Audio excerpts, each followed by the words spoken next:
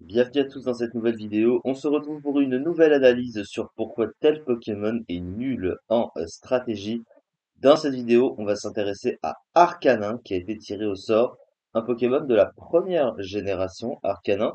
Un Pokémon qui, en apparence, que j'aime beaucoup, hein. Je trouve que j'ai toujours aimé le design d'Arcanin depuis toujours. Mais par contre, en stratégie, ben, il fait un petit peu peine à voir. Actuellement, en 9e génération, il est en train de progressivement descendre. À mon avis, il descendra très certainement en Never Used le mois prochain, je pense très sincèrement, puisqu'au niveau des chiffres, bah, il est que 69e du RU avec environ 3% du tiers. Donc, il n'est pas très très joué. Donc, je pense qu'il risque de descendre en Never Used. Peut-être qu'il se maintiendra en dessous. Ça va dépendre de la concurrence et c'est ce qu'on va voir. Alors, déjà, au niveau du type, il possède le type feu pur. Le type feu, c'est un type qui est correct, sans plus. Alors, quand tu es mono-feu, hein, surtout, puisque déjà, alors défensivement, il va avoir 6 résistances pour 3 faiblesses, donc c'est plutôt bien d'avoir plus de résistance que de faiblesses, mais des faiblesses à des types qui sont très gênants en stratégie. Au type roche, donc au piège de roc, au type sol, très gênant, c'est une faiblesse du type acier, et le type eau, évidemment, très très joué, c'est le type le plus répandu du jeu. Et en fait, le type feu, on le préfère toujours avec d'autres types pour être bon, hein, clairement. La plupart des bons types feu sont double type, donc voilà. Et offensivement, le problème du type feu, c'est que c'est pas un très bon stab parce qu'il est beaucoup résisté. Dans le jeu, il y a tous les types feu, tous les types eau, les types dragon, les types roche qui résistent au type feu. Ce qui fait que, bah, on peut le voir ici, non, ici, pardon.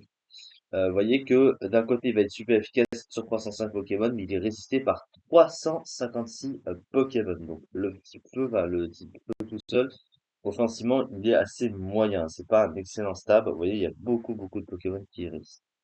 Donc voilà. Maintenant, au niveau de ses talents. Il possède 3 talents. Le premier, c'est Intimidation qui baisse l'attaque de l'adversaire lorsqu'il rentre sur le terrain. Excellent talent, évidemment, un des meilleurs du jeu. Torche qui l'immunise au type feu et quand il prend une attaque de type feu, il va booster ses attaques de type feu de 50%. C'est beaucoup moins ouf. Alors déjà, il a déjà une résistance au type feu, évidemment. Euh, mais surtout que le problème, c'est que bah il a son propre stat feu en fait, donc ça sert pas trop à grand chose. Sachant que le type feu, il peut pas trop le spammer, comme je viens de vous dire, c'est pas un type un stab offensif très intéressant. Mais pourquoi pas? Pourquoi pas? Ça donne une immunité en plus, pardon. Why not? Et Cœur Noble qui fait que quand il prend une attaque de type ténèbres, il va booster son attaque d'écran, c'est très situationnel et c'est difficile à utiliser, mais pourquoi pas. Maintenant, Intimidation est évidemment le plus utilisé dans les 3 talents. Et du coup, au niveau des statistiques. Alors, le problème avec les statistiques d'Arcanin, c'est que globalement, elles sont correctes, mais il n'y a rien d'exceptionnel dans ces statistiques. C'est vraiment des statistiques très première génération. Il a une attaque de 110, une attaque spéciale de 100. C'est correct, sans plus, hein. C'est-à-dire que, bah, en comparaison avec beaucoup d'autres Pokémon, c'est moins bon. Et à côté, il a un bol de 90, 80, 80. Correct pour un Pokémon offensif, pour un Pokémon offensif sans être incroyable. Par contre, la vitesse de 95, elle est pas ouf, hein. Surtout aujourd'hui, la montée des speed tiers de Pokémon ne joue pas en sa faveur, malheureusement.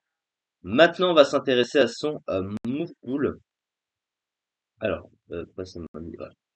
Alors, dans l'ensemble, le move pool de ce Pokémon, eh ben, il est très limité quand même. Alors, il a des attaques assez intéressantes quand même. Déjà, sur le plan des attaques de type feu, bah, il a pratiquement toutes les attaques de type feu à part certaines. Il a déflagration, gros-feu, euh, il a bout de feu, évidemment, lance-flamme, heat crash, heat wave. Il a aussi une attaque assez spéciale qui vient de Légende Arceuse qui s'appelle Raging Fury. C'est Grand Kourou. En gros, c'est une colère de type feu. Alors, c'est moins bon que colère, parce qu'évidemment, il vaut mieux avoir une attaque de type dragon pour ça que de type feu, parce qu'en gros, tu restes bloqué sur l'attaque, et au bout d'un moment, elle te confuse comme colère. Elle a une bonne puissance quand même, hein, 120 de puissance, 100% de précision. Au moins, là, au bout de feu, va te mettre un recul.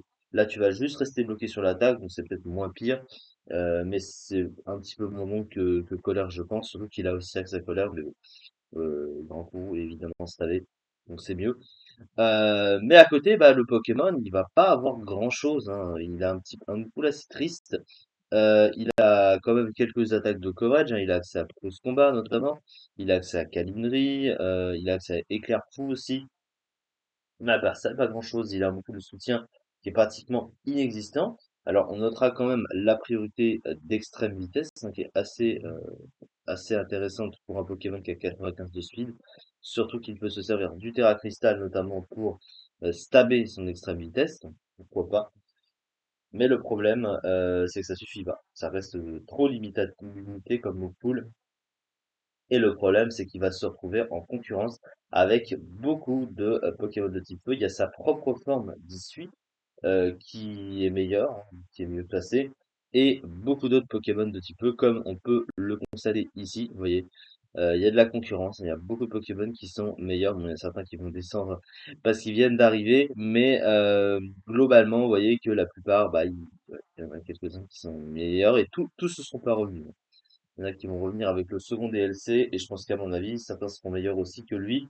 Donc ce Pokémon, il a toujours été très moyen, il a toujours manqué de beaucoup de choses, il manque de beaucoup, clairement.